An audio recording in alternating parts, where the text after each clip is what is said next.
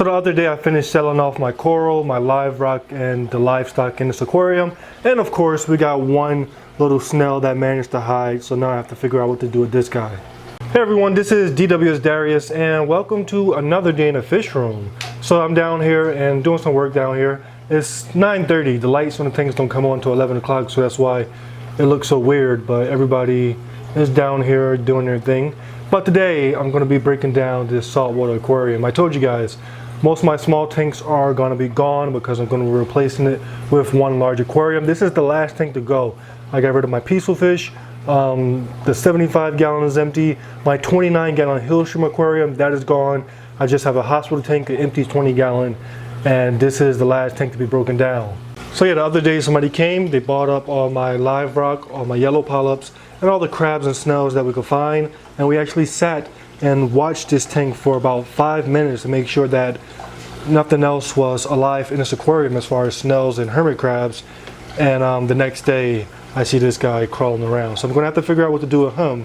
But today's video, I want to be restoring this aquarium. You know that salt water definitely does some damage to aquariums.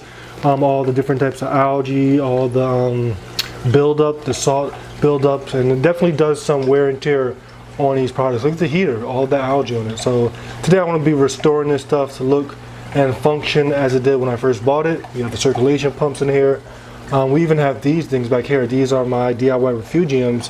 When the first person came 2 weeks ago, I plugged them out and they definitely got really nasty. So I want to be restoring these back to how they should look. And yeah, I thought it would be interesting to give you guys a look at the restoration of this aquarium.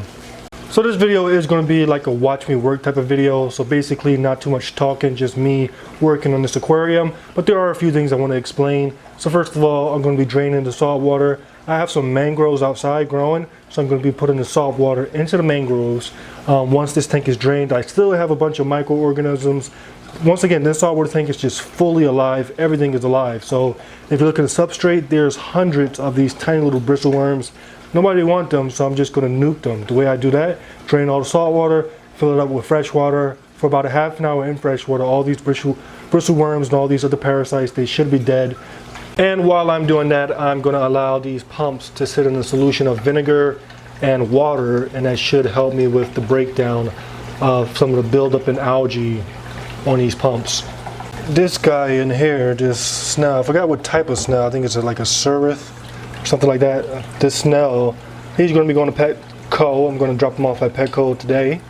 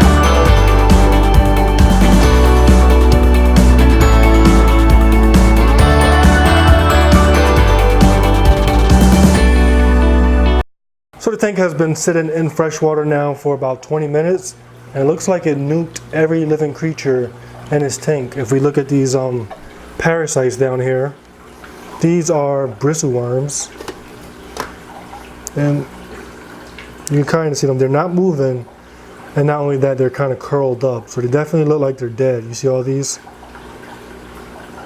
So the next step for me would be just to start wiping down some of the algae that's stained on these walls. I have these purple spots are coralline algae.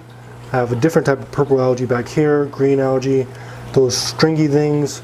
So for first layer, I'm gonna use a microfiber cloth, get off as much as I can. And anything that remains, I'm gonna use a straight edge blade and it should scrape off. Also gonna do a little wiping for all this salt buildup on these edges. And meanwhile, while I'm doing all that, I have in a bucket, my equipment's still running with the vinegar and warm water solution. And by the time I finish scrubbing this tank, I should be able to go and scrub that stuff and it should come off easily.